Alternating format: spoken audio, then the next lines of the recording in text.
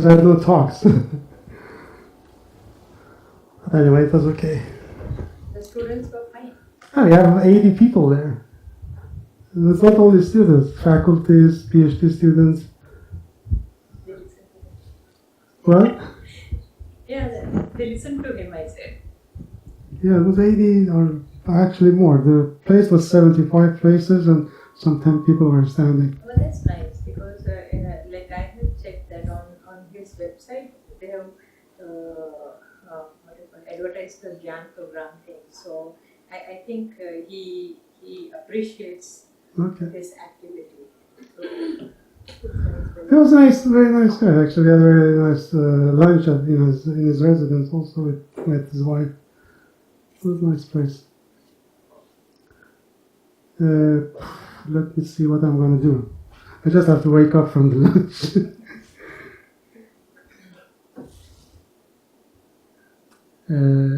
Okay.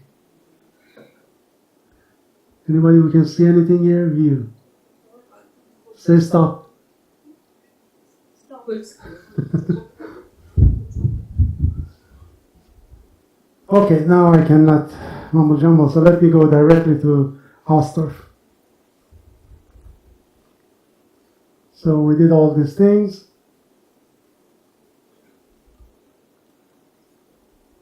And we ended up with two important things. C11.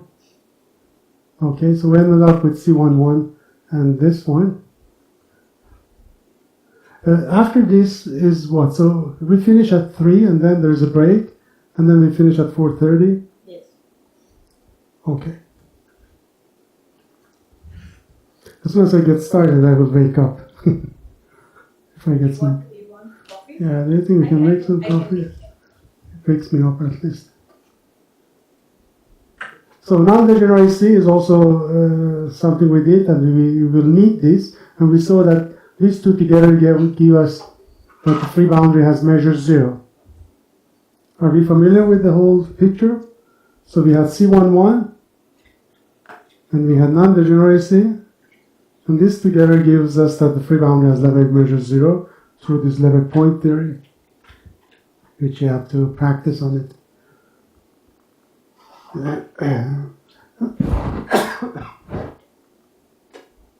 So here it is. Yeah, these two things, one from below, one from above, will tell us that we have balls of radius proportional to r inside the set when u is positive, and that tells us that the next step would be that this total volume, the Lebesgue volume of the boundary, cannot be 1 at point in the density cannot be 1. It has to be less than 1. And if the density is less than 1, then the Lebesgue point theorem tells you that that set cannot have positive volume. Because almost everywhere it is 1. If all points are less than 1, it means all points are the rest which are 0 volume. Okay, so let's do the Hausdorff measure. So there is some computation involved. So I'm going to go through slowly. These computations are not hard, but you have to have seen it in order to make it easy. So what we do is we want to cover the boundary. So the boundary is a very nasty set, and at each point you take a point x and you put a ball of radius r. I think I'm putting ball of radius epsilon basically here. Epsilon, lots of epsilon. Now all these things, since you're putting at every point, it means you're covering completely the free boundary. So the free boundary is completely covered. And of course, then you're taking the union of, I think I need to explain this a little bit before I go to the proof.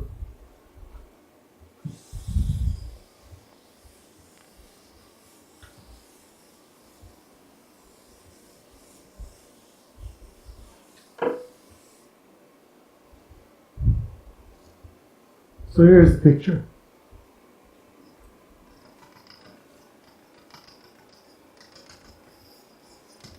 So this is the free boundary. I'm giving you a nasty picture. Okay? So I want to see what is the what is the amount of this? We know it has Lebesgue measure 0. But I would want to see that it is sort of a surface or something. I don't know that yet. So what I do is I take balls at each point,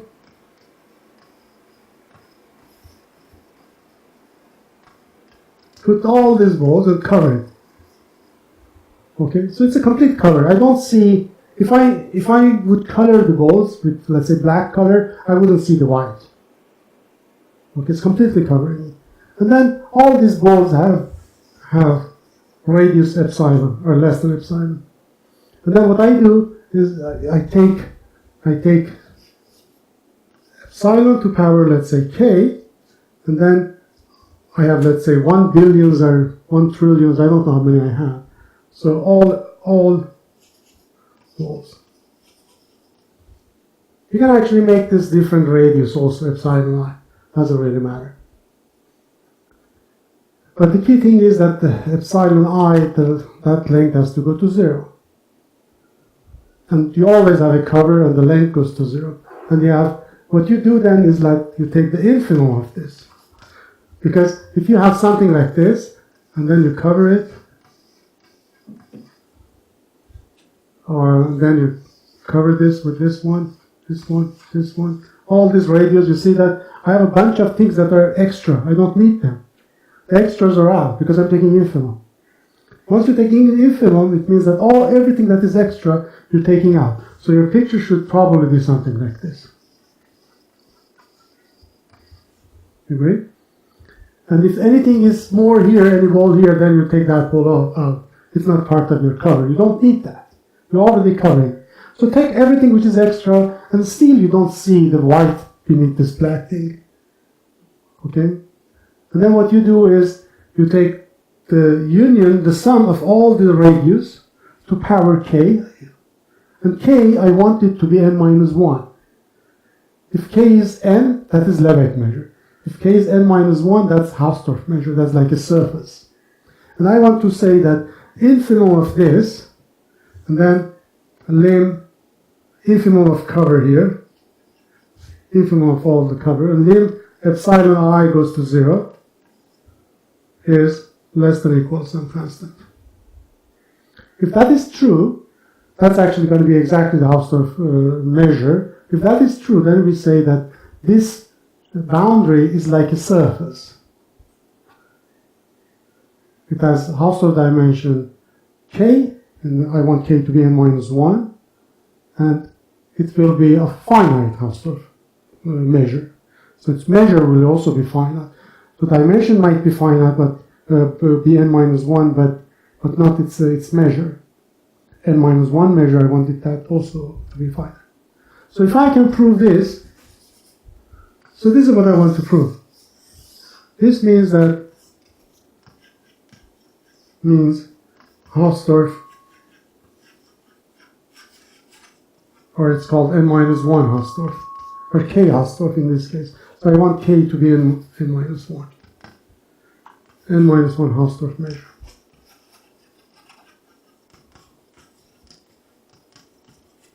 This is exactly what it is. So what I'm saying, Hausdorff measure, n minus 1 Hausdorff measure will be finite. This is what I have to prove. If I prove this, then I'm done. So this part of the theory is not developed here because we are not talking about it, because that's already a different area, and you might have interest in looking at it. It is related to basically analysis, but integration when you have different dimension of spaces you want to work in. So sets can be very nasty, and you want to work with them. And fractal dimensions, when you don't really have n or n minus 1 or n minus 2, things can be in between. That's called fractal dimension. And then fractal sets, and you want to work with them. And the question is what you can get. Are you familiar with contour sets? Yeah.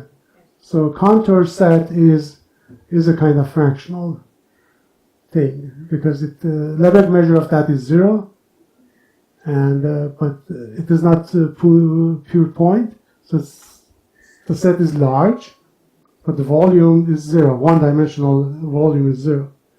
But that set actually has a dimension, if I don't remember. If I remember correctly, log 2 or something. Yeah, Log 2 or something, yeah. Depending on log 2 divided by 3, log 3, something like that. Depends on if you're at the 1/3 ternary contour set or anything. So you can actually compute that. The computation is not so easy, but you can do that actually. So look at that. That gives you a different dimension than 0 and 1. And you're still in one-dimensional setting, but the dimension of that set is different.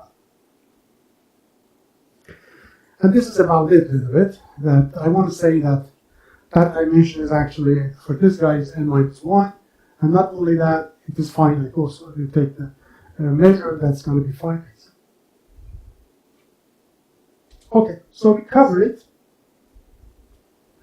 Naturally, I can get so many covered. That's very natural. If it's correct. Okay, so now let me do this very slowly because there's a lot of elements here that isn't unclear for you, and even for me, I would say. So let me denote the directional derivative xi of the function with vi. This is just for simplicity, so we call it vi. I'm looking at the points when the gradient is small. So I'm looking at the points when the gradient of u is less than epsilon. Okay, so let me give you a better picture here.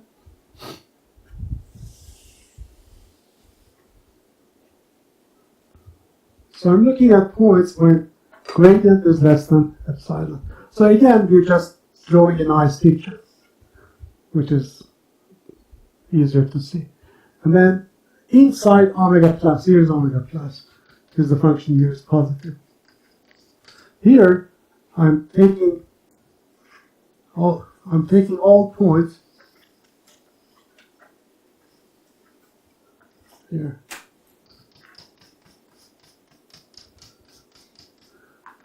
I'm saying here gradient of u is less than epsilon. I don't know how much this might go up. I don't know that. It might be something like here also. I don't know that. I don't know how the picture is. Okay, so I'm taking all points when the gradient is smaller than epsilon, but they're inside omega plus, and I'm doing a simple calculation.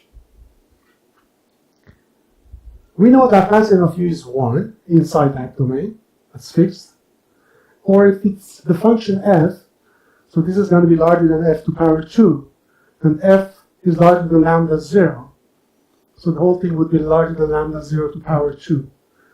And lambda 0 should be strictly positive, that's what we said. That's what we need. So this is larger than some lambda 0.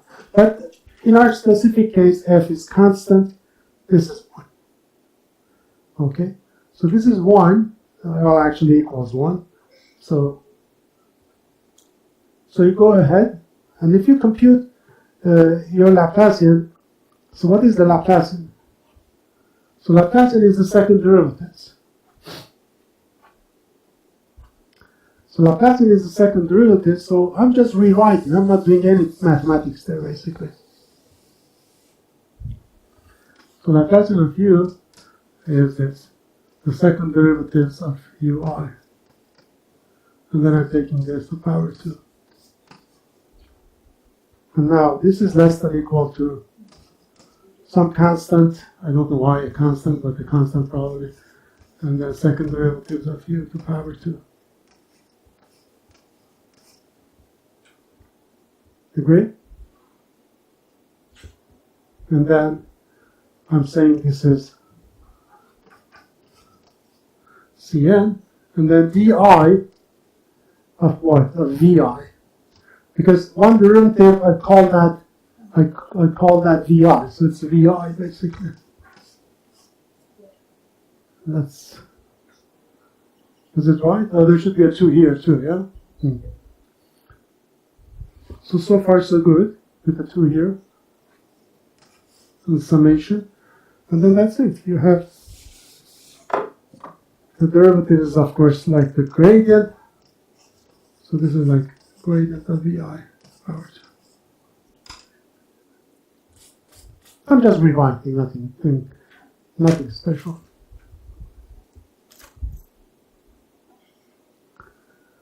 Okay. So what is the reason for this?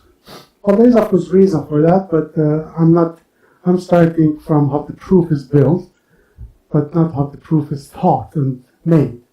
Because at the beginning you don't start with this. You start with an idea you have. But then when you want to be formal, you start with all formal things at the beginning.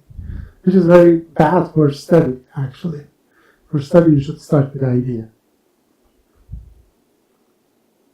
But books cannot do that. The problem is books cannot talk to you. So a book that talks to you is good, but it's very hard to write such a book. A book that talks to you. So now let's take a compact set. So what I want to do, if I go to this picture, I want to take a compact set. The reason for that is that I'm working in a polar radius of 1. Yeah?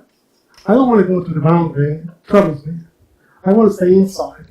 So if I can do this for any piece of this domain, this is K.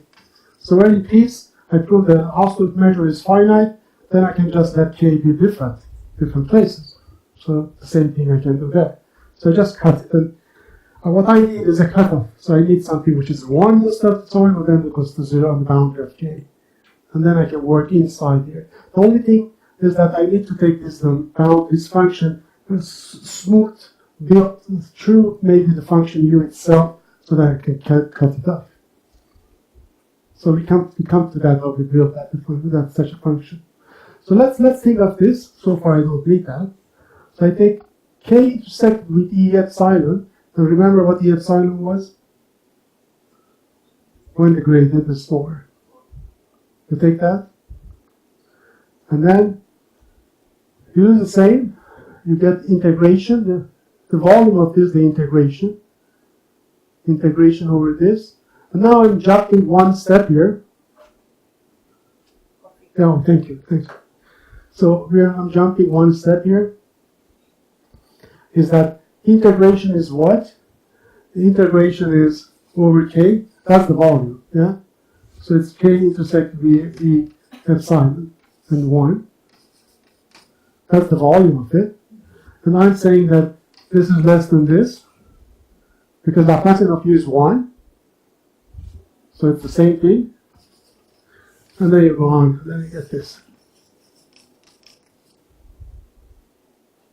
So what I do, I take the volume and I use that Laplacian is 1 in that set, and then I use that estimate and get to a point that is reasonably good for me to work.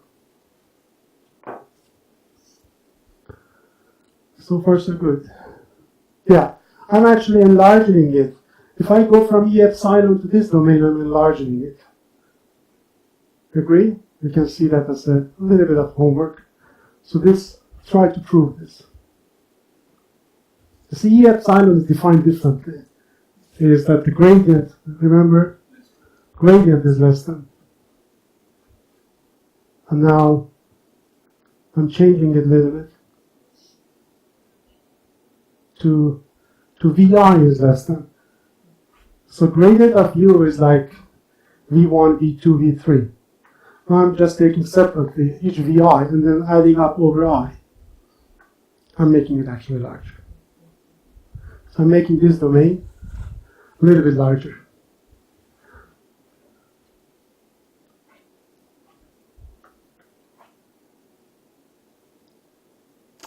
Agree? That this is a larger, so it's okay.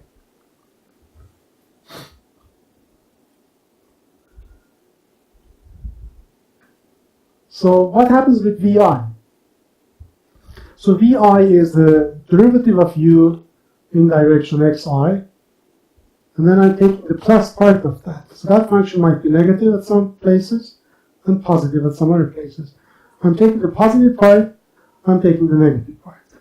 And this is an important point, and this is an exercise for you to do at home. So here's the exercise.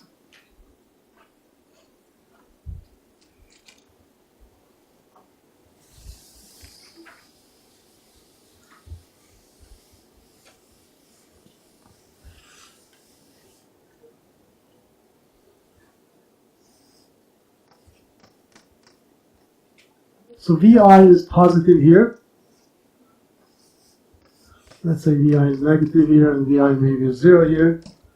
I'm giving you a very good picture, it's not necessarily so. And then I'm looking at, and I know that Laplacian of VI is 0. Is Laplacian of, okay? That's just rewriting.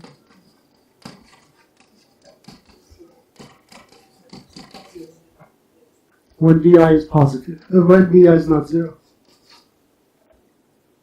Or interior of the set, in the support, interior of the support of VI. Now I'm saying from here it follows that Laplacian of VI plus part is actually a subsolution, and Laplacian of VI minus part is also a subsolution. VI plus is supremum of VI and 0, and VI minus is supremum of minus VI and 0. Okay, this is an exercise for you to prove that if you have a function, actually you might even have the proof in the Evans book or something, yeah? Yeah. If a function is 0 and non-negative, okay, 0, so VI plus is 0 here, 0, and then it's non-negative. And Laplacian of this function is f or g or whatever you want to in this set. This function's Laplacian will be Laplacian of g on this set, and 0 outside, and something appears on the boundary. This is our discussion about the problem we had at the beginning.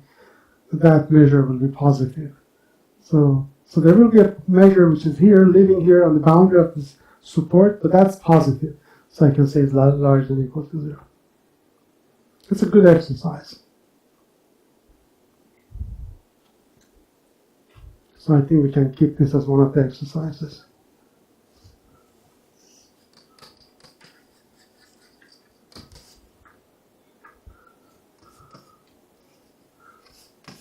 This question mark.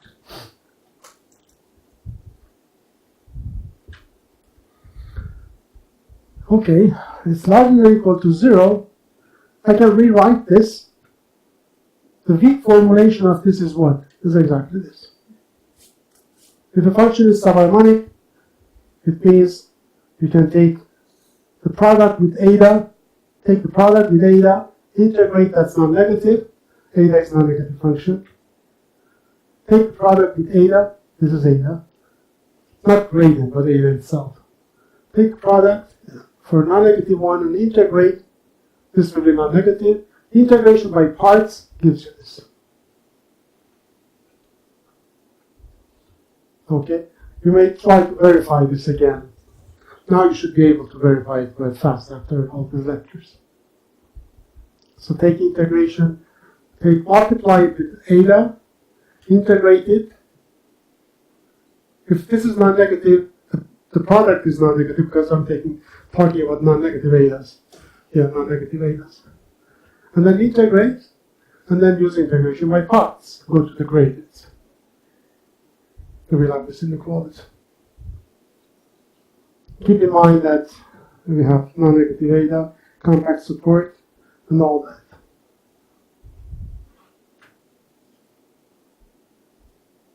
Okay, so let's go on. Are you okay with this? So what I'm done, I'm actually taking the volume of this cover here, and I'm estimating it with the gradient of Vi. Vi is the derivative of u, so I'm estimating it with the gradient of second derivatives, with the second derivatives of u, and not second derivative of the function u. And I want even actually go further. I will end up with the third derivative very soon. Okay, now we need a device. You remember such a device we had at the beginning also. So take eta now to be a smooth function, compact support, and it's going to be 1 here. on this k, and I will let it to be 0 very fast. But it does compact support, and I'm taking, so that's phi, but I'm taking another function. If you go back to the first lecture, second maybe, we had such a function. That you do the cutoff with the help of the level sets. That's a very strong tool, because you're using the function itself strongly. You don't care about the regularities, anything. You just use the function. So that's a value t, and whenever t is negative, whenever this guy is negative, you put 0. Whenever it's between 0 and epsilon, you put it like this. And once you reach epsilon, then you put it 1, because at epsilon this will be 1, so you'll just continue with 1. And now you realize when you put v here, vi, it means here you have the derivative of u. In the other problem, you had the function u. Now we have the derivative of u. That's very helpful for us. Okay, so what is written here is gradient of v. So this is what I'm rewriting. So think of this, gradient of v times gradient of eta. Now I'm changing eta to this guy, and I have to write the gradient of this one. So gradient of this whole thing. So I'm not doing anything but coming with a clever idea of a function, which might be very helpful for me, and I'm just putting this here. And I know the whole thing here is less than or equal to 0, according to previous page. So this is less than or equal to 0. That's what's written there. So what I want to do is rewrite this. Rewriting means just going with the gradient and compute it. So this is already here. One of them is here. This is already here. So what I'm doing is I'm using product rule and the chain rule. So product rule gives me 2 pieces. There's one piece, second piece. And then when you're applying gradient on this function, chain rules tells you that one of these guys' gradient has to come out. And that's one of them. That's the reason you have 2 here. So one is here and one comes out. That's the reason you have 2. When it comes out, you get this epsilon minus 1 with it. That's the reason you have epsilon minus 1. Okay, and the next one is no tricks. You just write it. So this is complete rewriting and nothing surprise there. This, if you only know calculus 1, not even 2 variable calculus, you should be able to do this if the gradient is just 1 derivative. Okay, so, and this is the set when vi is between 0 and epsilon. I'm doing for both of them, both plus and minus. So you can think of this as one equation for plus and one inequality for plus, one inequality for minus. So let's see what happens. I just define the second derivatives like this, the sup norm, and I go, so let me go back. I go to, is this what I'm using? Yes. So what is this guy here? So this is non-negative, so I forget about this, so I have this one. Agree? I have this one. It means that I have this one and I have to estimate it with this. I take it on the other side and estimate it. So here it is. So this guy here I have. Epsilon minus 1 is still here. And that phi here, I took it out because it's 1. I said on k is 1. So if I go over k, that integral over k with 1 will be less than the previous integral with the phi here. So this will be less than that phi here. And that was already smaller than, that was already smaller than with the gradient. So I go in with the gradient. I just carefully have to put everything in this place. So there's no surprises here. Nothing that really is of any surprise. The problem is this guy here. Let's see how we can get rid of that. And then this is gradient of vi, that's the second derivative of u. Second derivative of u, I call it m. And now you realize that you need that the function is c11. So here I use that. And I use what? I use the non-degeneracy at that spot here. the Laplacian of u is larger than f, and f is strictly larger than 0. So I called it 1 all the time.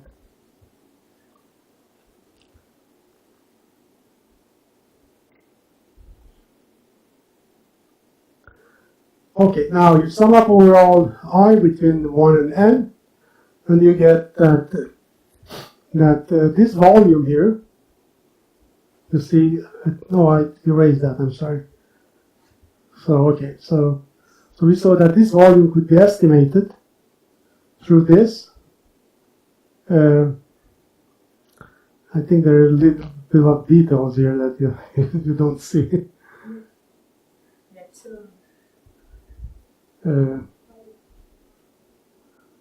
How did you get that epsilon? From the left-hand side, epsilon has gone on the right.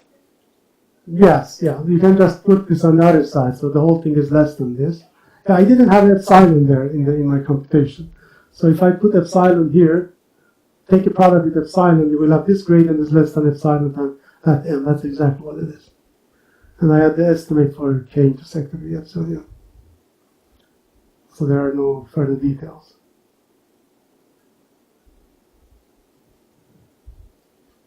Okay. But if you realize what is the volume, Lebesgue measure is this epsilon here with n, not n minus 1. So Lebesgue measure is with n. And then I have the estimates that if I take the Lebesgue measure of this guy, the Lebesgue measure of this guy actually sort of approximate Lebesgue measure will be going to 0 fast enough with epsilon. So if I take this epsilon on this side, this is what I'm getting. So approximate Lebesgue measure goes to 0 fast, so the Lebesgue measure will be 0, but it goes fast with epsilon. So it means that I can take that epsilon on the other side, and that gives me Hausdorff measure of n minus 1. If that epsilon on this side would be, let's say, square root of epsilon, then it would be a different measure.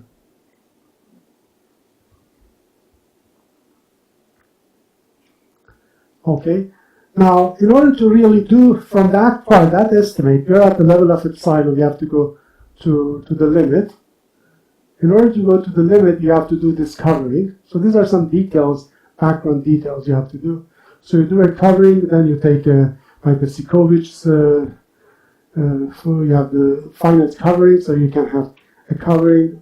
That these are standard techniques in analysis, that if even you have billions of covers, you can take them out and have finite number of coverings. But think that it's in dimension, let's say 2 even. Are you forced that you cover some set with a bunch of things, and some part of the sets can be covered, have to be covered with sequence of infinite numbers? And the answer is no, you don't need to.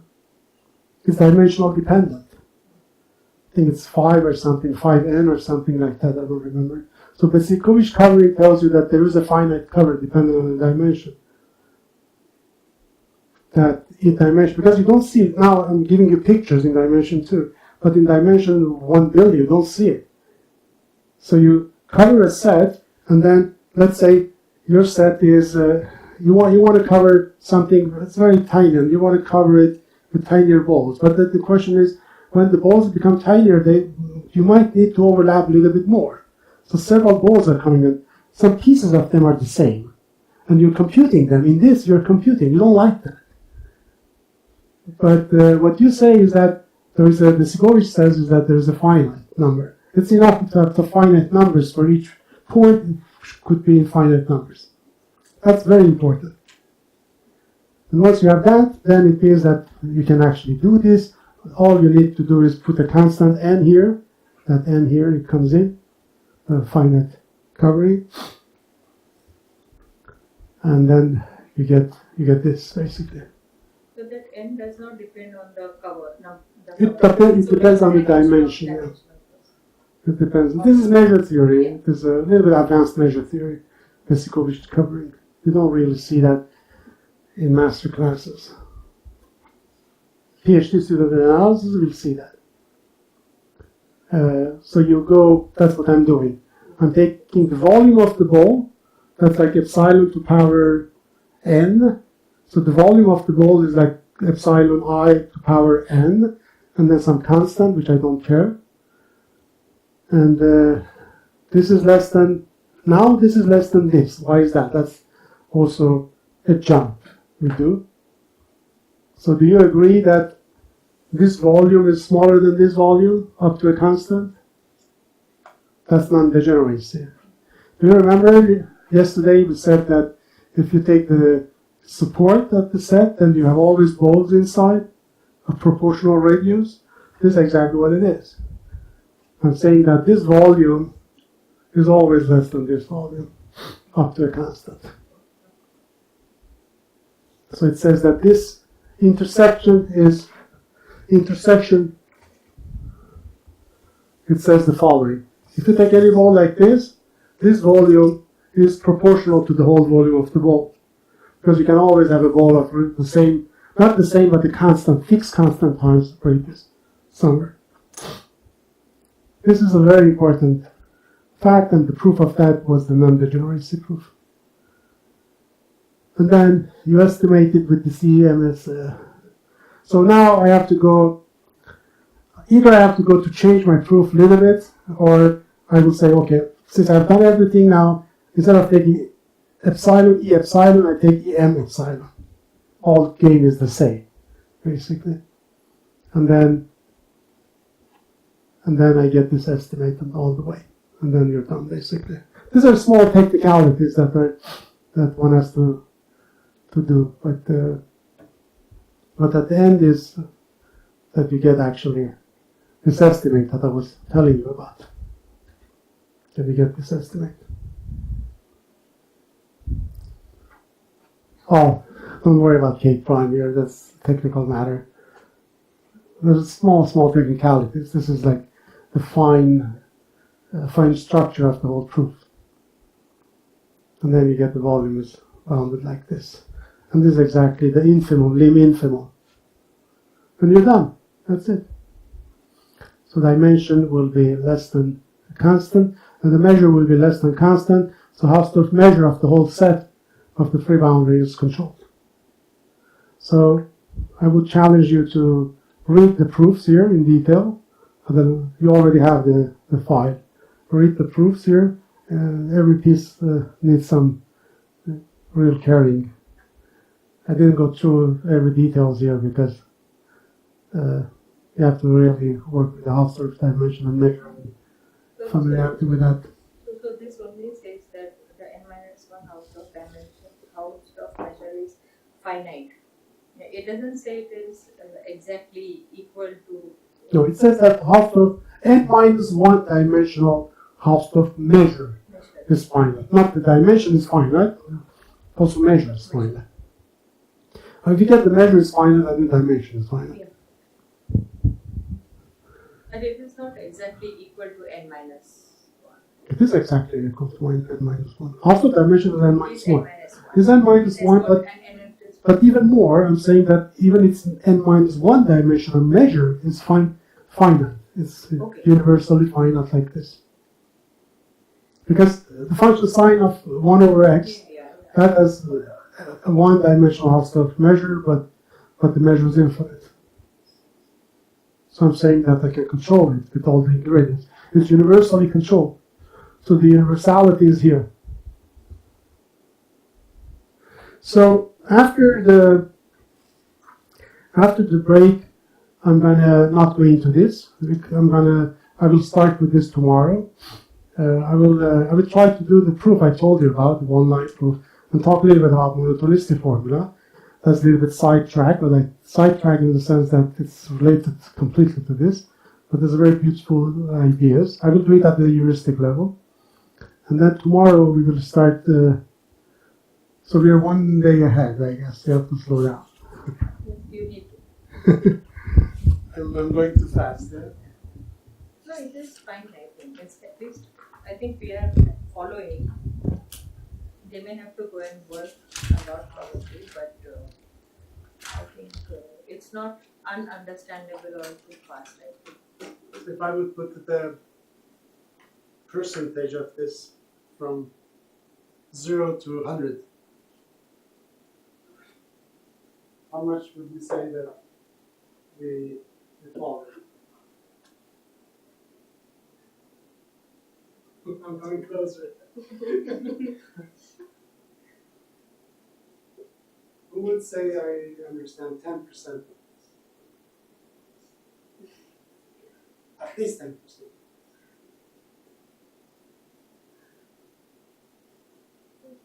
I think they understand more, I think. So they I'm are saying not, at least. I'm saying at least. yeah. Yeah, I think they will feel comfort because means when I'm doing the tutorial, they are kind of, Not today. Today this is tough. yeah. So no, I'm not going to play. Let's say yesterday or the day before. If I take the 2 days accumulated, who understands more than 10%? Well, there's one. Of course. 20%?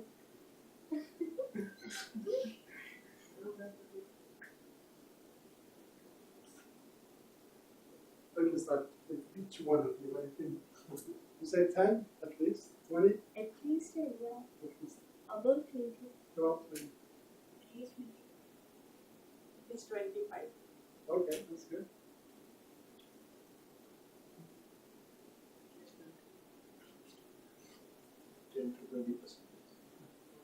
We would say 30. But that's very low. I thought you should say 50%. Like somebody would say 50%. Well, that's what I'm saying. No, I mean, Because I because I'm here, I can see them. You don't see them.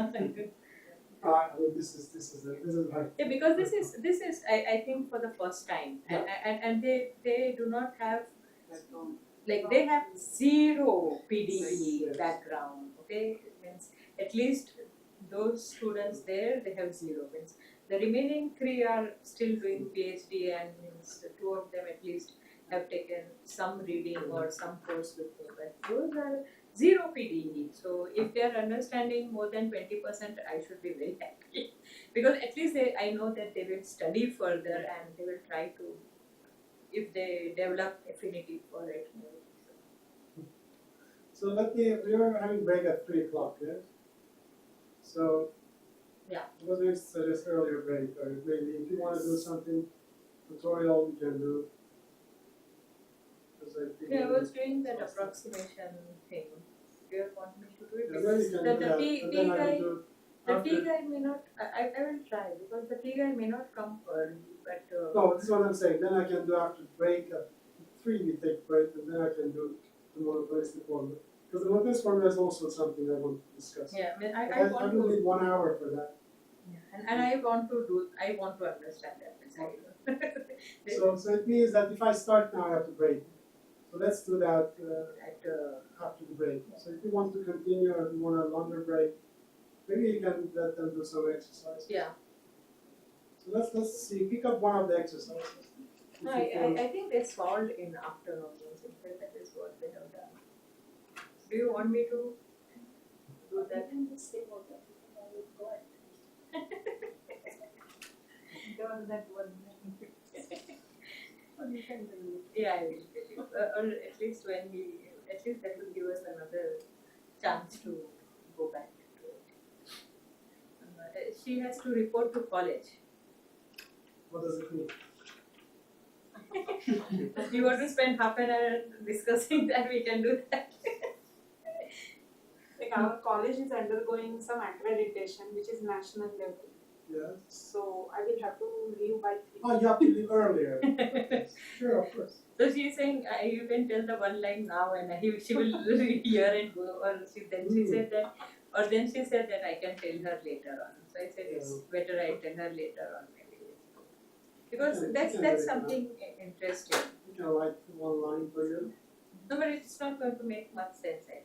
No, I was going to develop around. No, you develop it, please. We want that. So Yes, you can explain. Maybe, I mean, you have the video. Yeah. Let's see the video. So if you want, you can early and make your people happy.